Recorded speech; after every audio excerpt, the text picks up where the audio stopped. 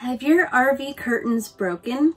Or are you just tired of losing sleep because you're seeing maybe campground lights shining through your so-called blackout curtains that the RV manufacturer gave you?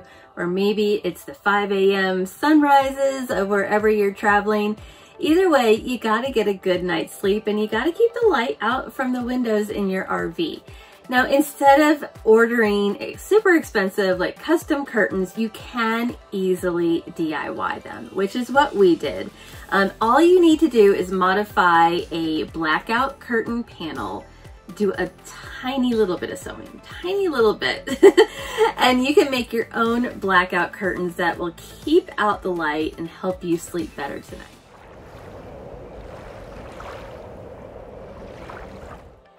Hey everybody, this is Kim from CouchPotatoCamping.com, and we ourselves have had several curtain blinds break already. We are in an Intech Sol Horizon, but it is not a Sol Horizon fault. This is really common across any RV that you encounter. It's just these type of blinds. I'm trying to show you. You know, the ones that you can kind of fold up and it's light filtering, or they say it's blackout. They're not blackout. They keep out a lot of light, but there's still a lot of light coming in, people. So yeah, these are very common to be breaking. Now, the one behind me, our big bedroom window, it broke once already. There was restringing done based on a YouTube video because you can restring them. So, I mean, you don't have to necessarily replace them. You can figure out how to restring them. That happened, however, it broke again. And now we have another one broken. And they are under warranty, so we are waiting on getting some new ones in. But in all honesty, I just really wanted curtains anyway that would keep out as much light as possible. Because when you are in campgrounds, specifically, if there is a light shining out there, or like if you're boondocking in a Walmart parking lot or Cracker Barrel, the security lights, those things will keep you up at night, y'all. Super bright, and you don't want that shining into your RV and your bedroom in your RV while you're trying to get some sleep. So I knew I was gonna probably make blackout curtains anyway, regardless of whether or not our shades had broken or not. So I got a curtain panel, did a tiny little bit of sewing. Seriously, you can do it. And you could probably figure out a way to not have to sew. If you're like already tuning out and not wanting to do the sewing, you could probably do some sort of, I don't know, iron-on hem thing. I didn't use it, but I'm sure you can do that. So let's get to the DIY. I'll show you all the steps that I took. So we removed a bracket that the blinds were hanging on, and what I'm going to do is be putting 1/2 inch black Velcro right in this area. There's actually a lip which makes it really nice to line up there. 1/2 inch is what you are going to want, and then I would put the I don't know, the rough part of the hook and loop of the Velcro on here, because when you take the blinds off, you don't want that part to be on the fabric that you have to like roll up. You want this to be there and then the soft part to be on the fabric. So I'm just going to remove the back. Kind of hard to do with one hand, but super easy otherwise. And just start applying that into this little lip area. Now, as you can see, after it is attached, it is exactly the right fit and it really does blend. So we're just going to continue to do this all the way across, peeling this off as I go. It is super sticky, or at least this kind that I have, and I'll put that link in the description below. Okay, this Velcro is actually so super sticky that I accidentally put it on a little bit too low. When I try to take it off, it's like it's gripping so strong, and it actually hurts the back of your fingers because it's that grippy. So that's a good thing. And as you can see, I stopped right here before it started curving because you just can't get the Velcro to bend like that. And then I cut a smaller piece to kind of put in this curve.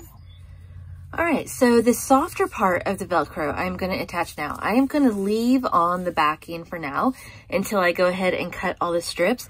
And what I'm going to do is just attach that to the sticky part and kind of press Again, it's easier to do it when you're doing it two-handed, but I'm gonna press all the way down and then I'm gonna cut at the end of the other piece of Velcro under there. So as you can see, well, you can't really see because it's black and it's hard to see, but I'm gonna cut this piece of Velcro to where it ends right there at that end. I went looking for room darkening curtains. We wanted something that didn't really stand out without a print or anything.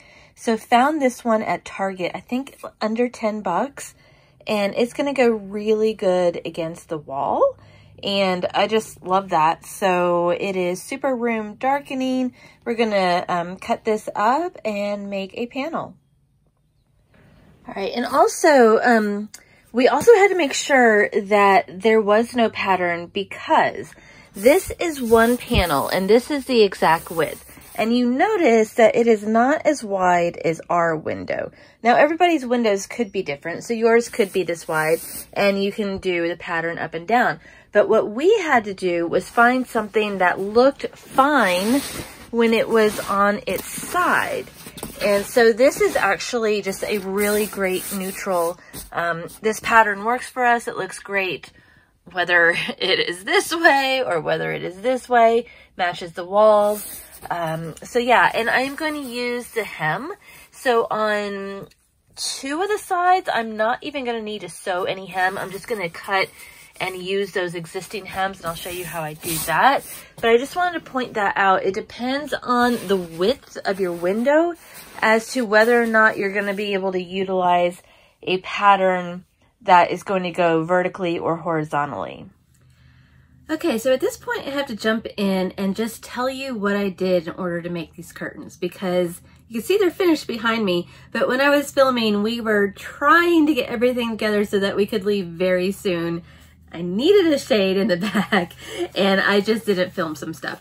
So in order to know how big of a section of this curtain to cut, measure from the widest point across and the tallest point down. And then you're going to add on like an inch or two for the seam that you're going to need. Now, in our specific case, this curtain already had existing seams. So there was like one on one side that's that, and then on the ends, there's seams that were this big. Now, if I wanted to mimic that exact same look as far as like what the stitch pattern for the seams looked like on either end, I would just copy these exact dimensions. What is that? That's maybe about 2.5, 3 inches that I would need to add on to one side, and this is about 1 inch. So I would like add that onto the top for that seam and onto the bottom for that seam. So if you are used to sewing, then you know you just need to add on extra measurements for the seams on either side. So I just needed to finish off 2 of the sides, since again, 2 of them were already finished by buying a pre-bought panel.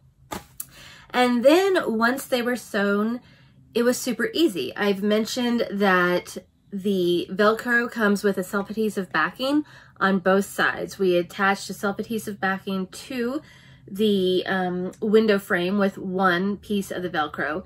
That other Velcro I went through and laid on and did not remove that sticky adhesive backing yet.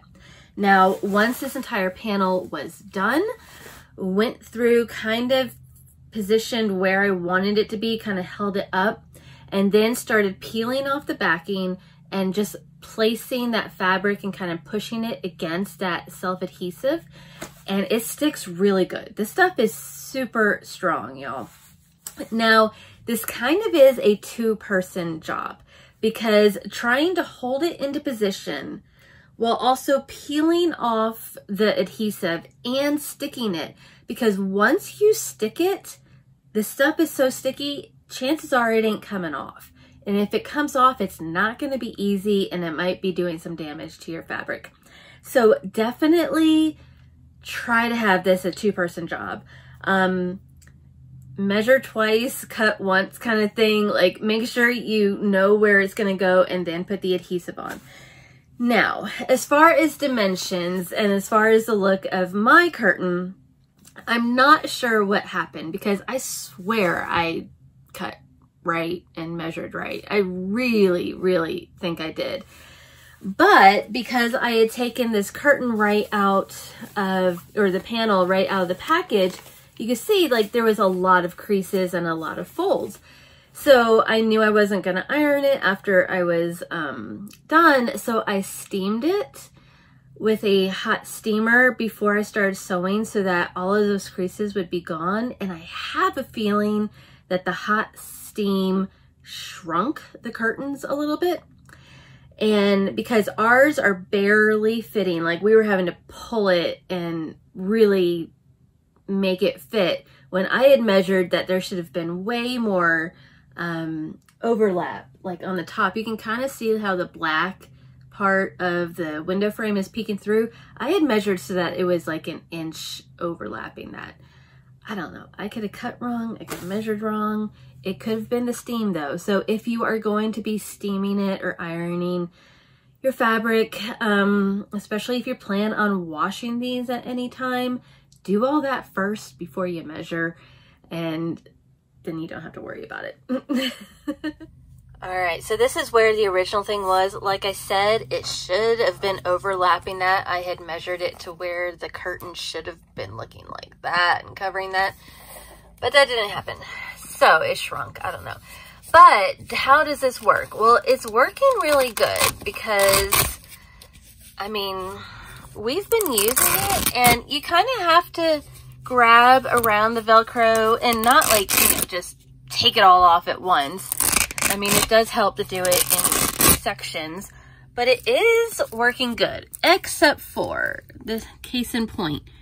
So because of the heat, this is what happens a lot of times, is that the edges of the Velcro start peeling off, which is why you don't want to like just rip the entire curtain back all in one fell swoop, because you don't want these pieces to start coming off. So it's an easy fix. You just push it back on and it starts coming off. But you know, it's not a 100% great option, but it is an option to have blackout curtains that don't cost a fortune for customizing, that you can do on your own. And when we take off the curtain, I mean, it's simple. You just roll it up, fold it flat, whatever you want. It's just a piece of fabric, and then you could stuff it in any of the cabinets, like stuff it up there, lay it flat on the bed. We've done that as well. So super simple until you want to use it again. All right, so how are they performing overall? Like I said, in the heat, they can sometimes start peeling off a little bit. Hasn't been an issue. I am telling you, the Velcro that I use, and I'm going to put that in a link in the description below and in the first pinned comment below.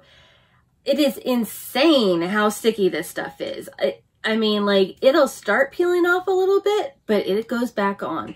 And as I might have mentioned before, trying to reposition the Velcro after we've put it on the window frame or on the fabric, it's been near impossible because it will not come off. So while the ends can sometimes start peeling off, the Velcro itself over the whole entire project does not, which is actually surprising. I don't know what to put in this stuff, but it's quite impressive. So that's good. It really blocks out the light. Like, we've had the blackout curtain over here, but all the other manufacturer blackout curtains on all the other windows, and not seeing light come in here, but it does peek through all the other windows, like security lights in a campground. Some of them are just super bright. What I did find is that these blackout curtain panels are awesome at insulating. So when it's super hot outside, you don't have all that heat baking in. When it's cold, I've found that it is kind of keeping the cold air out. Like, it'll be warmer there across the window with the blackout curtain than it is on the RV wall, which is very weird. So we've been in super hot, we've been in super cold, and through it all, these panels really do help with the insulation. So they're helping with light intrusion, and they do help with the insulation.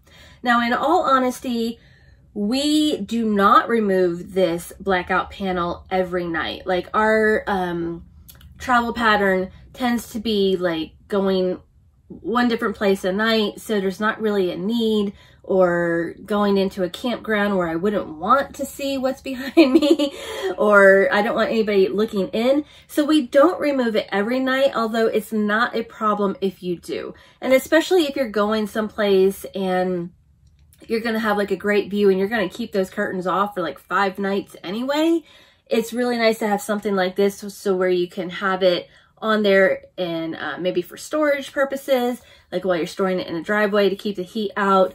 But that's easily removable back and forth. So take it off when you want, put it on when you want. We've been very happy. I'm probably going to make even more. I'm probably going to make another panel to replace the one that I have messed up somehow with the steaming and the measuring. I just want it to fit a little bit better, although it's not been bad.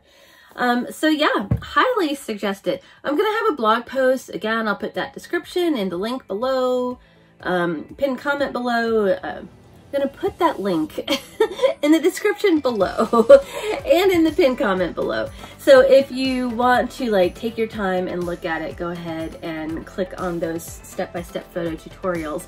And I will have links to the curtain that we got as well, because it really blends in really nicely. And I love that.